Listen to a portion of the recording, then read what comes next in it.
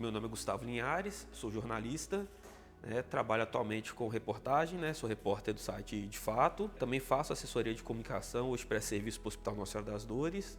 E também mantenho um site, um projeto meu, chama Trendas Gerais, que tem um foco também na área de cultura, né? É um projeto também que surgiu há algum tempo. A gente, inclusive, já produzimos 2 eventos, né? Direcionado à música independente aqui na cidade, essa cultura independente. Bom, minha história assim, com Itabira, minha mãe é daqui de Itabira, né? Natural de Itabira, a família dela toda daqui, né? Meu pai é carioca, os dois se conheceram na Bahia e no caminhar acabaram retornando. Meu pai trabalhou quase a vida toda na Vale, né? Ele é jornalista também, se chama Celso Charneca, foi assessor de comunicação da Vale durante muito tempo, posteriormente da Anglo, hoje aposentado e sócio de uma agência de publicidade aqui em Itabira, né? Minha mãe, como disse, é natural daqui de Itabira. Ela trabalhou também por cerca de 10 anos na Fundação Cultural, né, com produção de eventos. Então, com a Fundação também, eu também trabalhei, estava lá na Fundação até o ano passado, né? Então, a gente tem uma história ali próxima com a Fundação, né, um carinho, né, com a instituição. E antes de eu vir morar em Itabira, morei em algumas cidades, né? Eu nasci na Bahia. Minha irmã mais velha nasceu aqui e eu tenho 2 irmãs mais novas que nasceram em Araxá, né? Então, por força da profissão do meu pai sendo transferido pela Vale, né, a gente morou em algumas cidades até que em 98 meu pai foi transferido para Itabira e a gente veio morar aqui, né? E estamos aí desde então, né? Antes de eu vir morar em Itabira, eu sempre vinha para cá passar férias, as festas de final de ano, né? Justamente pela família da minha mãe estar aqui, né? E desde os meus 12 anos, né, resido aqui, né, saí para fazer a faculdade, mas acabei voltando, né.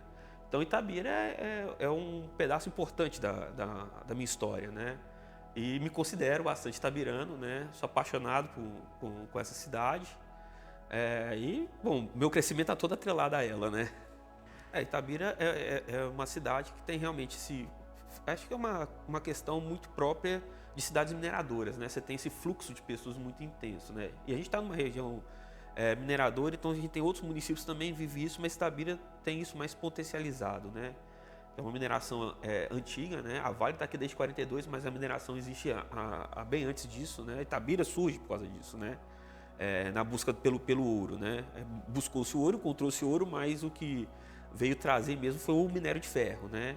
Isso, de certa forma, é importante para a cidade porque traz pessoas com outras expertises, com outras histórias que acabam agregando e contribui para um certo desenvolvimento, acho que cultural e social da cidade, né? Então a gente tem pessoas que vêm para cá por causa da mineração e acabam se dedicando, né, à cidade, né? Eu cito o exemplo do meu pai, né?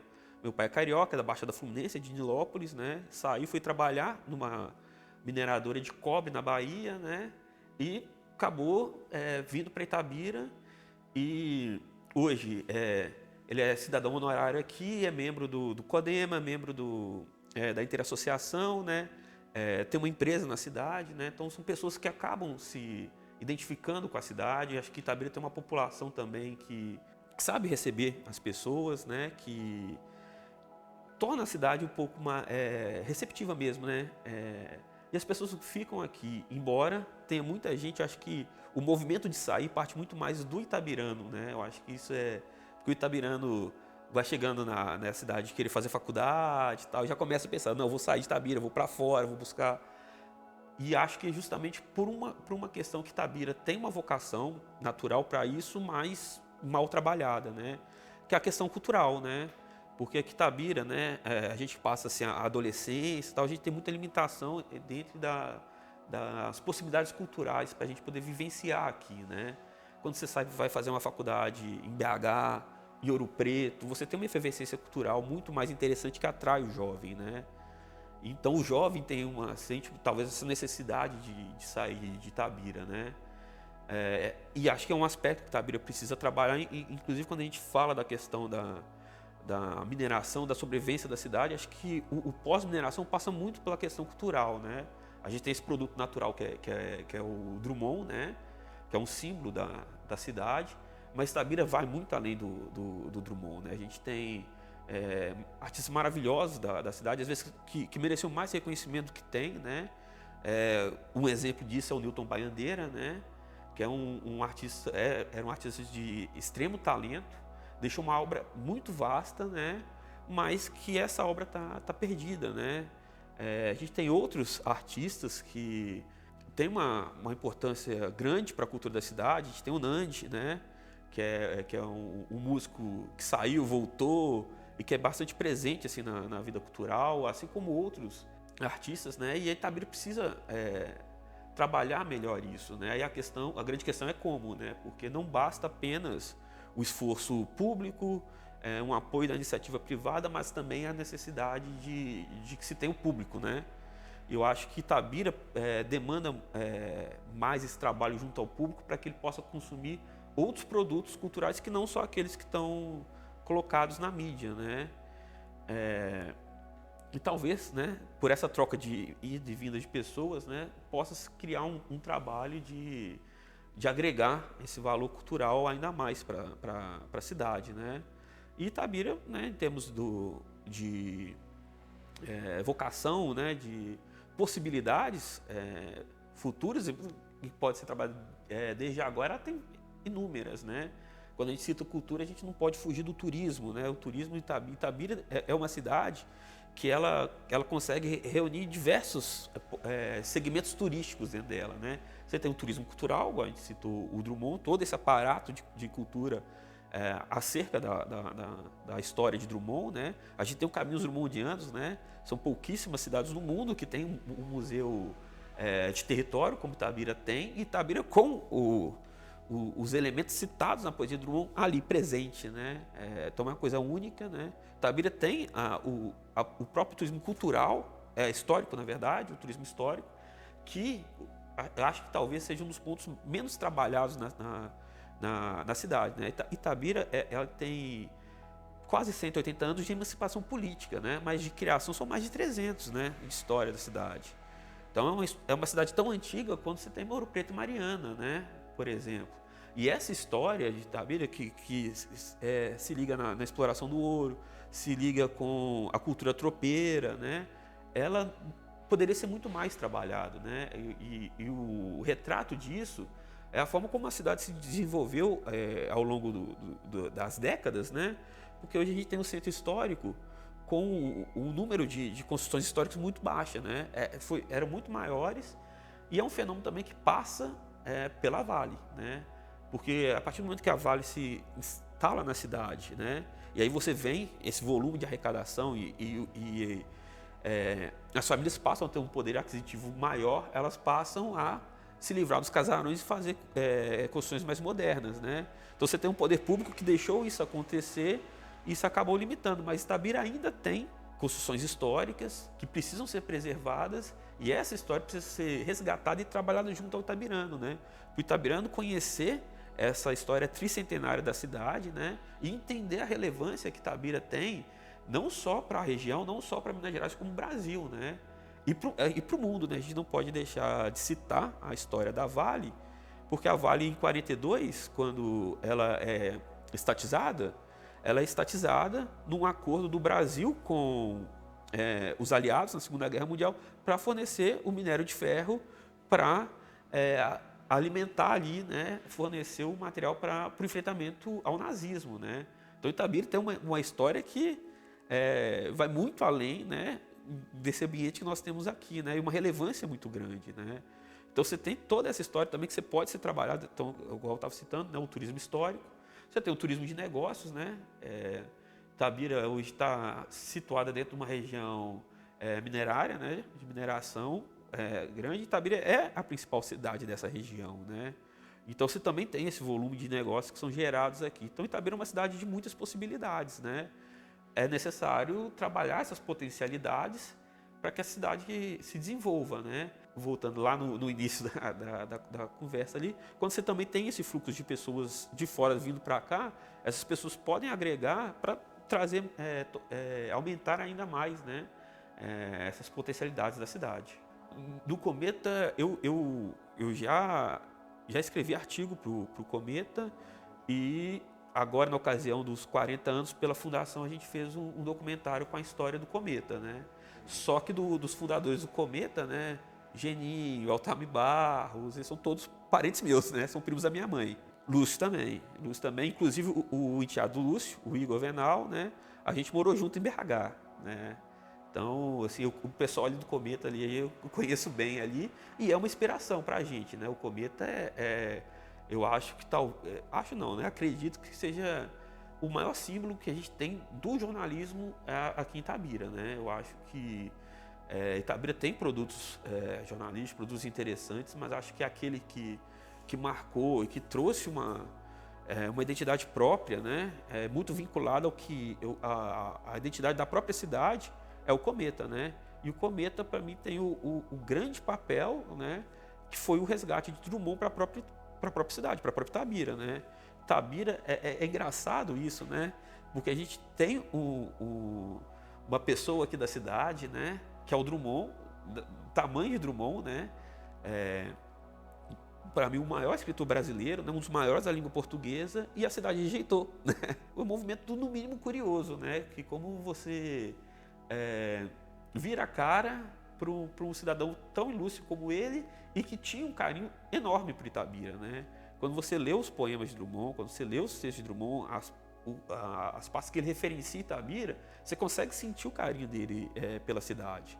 E Drummond é um cara que, mesmo morando no Rio de Janeiro, estando longe de Itabira, sempre defendeu Itabira, né? Itabira, quando Itabira foi eleita a cidade educativa, né? O Drummond fez texto sobre isso, encampou, né? Fez uma campanha para que a cidade ganhasse esse título, entendendo a importância da educação para a cidade, que hoje também vive um momento interessante nesse campo da educação, né? Com a vida da Unifei.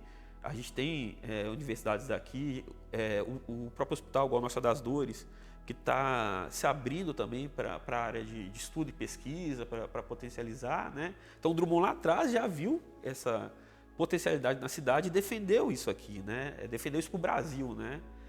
E também na relação muito conturbada, né, de Itabira com a Vale, o Drummond sempre foi uma voz importante dentro desse processo e foi sacrificado por causa disso, né? E justamente o fato de Itabira ter se voltado contra o Drummond é em razão de uma campanha da Vale contra o Drummond, porque o Drummond era um crítico, né, da exploração predatória do minério de ferro, né? Até porque ele sentiu muito isso, né? Igual eu estava falando assim, que o Drummond sentiu muito essa questão da mineração. Vocês estiveram na casa de Drummond, né? Na casa de Drummond, quando você chega da sacada, você olhava, você via o Pico do Cauê, né? Hoje não está lá mais, né? Então era um símbolo, né, pro menino Drummond que cresceu vendo aquilo ali e de repente ele vê aquilo ali sendo destruído, né? Sumindo. A paisagem que ele conhecia foi se perdendo, né? A própria questão hoje, onde é a barragem do Pontal, de Rejeito, né? Era onde estava a fazenda da família de Drummond. Então é uma coisa que impacta muito na história dele e na própria percepção dele enquanto a cidade de Itabira, né? E quando você fala que é necessário analisar essas críticas de Drummond aos olhos da época, isso é um fato, né? A realidade da mineração lá atrás era uma e hoje é outra, né? O Drummond vivia também questões que ficaram lá atrás, por exemplo, já na época do governo militar, né? Você tinha a questão de que a sede da Vale era para ser Itabira, isso estava nos documentos de fundação e isso nunca foi trazido para cá, né? E o Drummond era muito crítico disso, achar que a Vale poderia recomeçar Itabira muito mais do que fazia, né? Tem um artigo dele em que ele fala que na época, né, a Vale não era nada sem Itabira, mas Itabira era muito mais, não precisava da Vale, né? Ela poderia se caminhar, mas a Vale precisava de Itabira à época, né? Então, e não dava a contrapartida que ele julgava justa, né? Hoje ainda se há muito dessa discussão, mas há uma mudança de cenário em que as próprias mineradoras, não só acontece só em Itabira, né? Elas também acabam, além da arrecadação de imposto, né? Da questão da CEFEM, elas também acabam trazendo outros elementos para a cidade. A gente pode citar, por exemplo, o Festival de Inverno de Itabira. O Festival de Inverno de Itabira chega à 47ª edição esse ano. São quase 50 anos, né? E a Vale é uma patrocinadora histórica do Festival de Inverno. Ano passado, o Festival de Inverno foi feito apenas com patrocínio da Vale, não teve nem o recurso da prefeitura, né? Foi integralmente custeado pela Vale. Do movimento do festival que nunca foi interrompido desde que foi criado, poderia ter sido interrompido ano passado por causa da pandemia, e com esse apoio da Vale, de forma online, mas pôde acontecer, né? E a Vale patrocina outras iniciativas, né? A gente tem sempre o Papo Vida aqui, que vem com esse apoio da Vale. Então, as mineradoras, por outros caminhos, acabam agregando também valor para a cidade, né? Contribui para a construção da cidade. É claro que nem tudo agrada a todos, há a questão também a questão ambiental ligada a outros aspectos, que vão estar sempre presentes na discussão, né? Mas tem que se cobrar da Vale? Tem, mas também não se deve demonizar a empresa, porque também é uma empresa bastante importante para a cidade e que tem sua contribuição também para o desenvolvimento local. Olha, a Itabira do futuro, assim, que eu imagino, assim, é uma cidade sustentável, né? E que consiga desenvolver as suas potencialidades culturais e turísticas, né? Itabira tem muito a oferecer ao Brasil, né? Eu acho assim, a gente tem uma cidade culturalmente rica. Para quem acompanha as questões culturais da cidade, percebe a grande quantidade de talentos que Itabira gera, né? Vocês falaram que o primeiro depoimento foi com o Thiago Skip, né? Que é um artista de enorme talento, né? A gente tem diversos outros artistas talentosos e pessoas que correm atrás, que buscam fazer esse movimento, desenvolver a arte, a cultura aqui na cidade. Assim como a gente tem toda a questão que a gente fala do turismo, mas a gente vai atrelar a cultura, né? Porque a gente fala de história de Minas Gerais, a gente tem a história da mineração, né? Que passa muito aqui. Então a Itabira que eu almejo para o futuro é essa Itabira que consiga se desvencilhar dessa dependência econômica da Vale, né, e que consiga trabalhar essas potencialidades naturais delas de forma a se tornar referência para o país, né, tanto na cultura quanto no turismo, né. Eu acho assim, é esse sonho que eu tenho para Itabira e eu acredito que é possível chegar lá, né. Basta a cidade querer, né. A cidade querendo e trabalhando para isso, não está muito difícil de chegar não, porque Itabira já te oferece todas as ferramentas que precisa para desenvolver essa área. Basta a gente aqui, Itabira, se unir para fazer isso acontecer.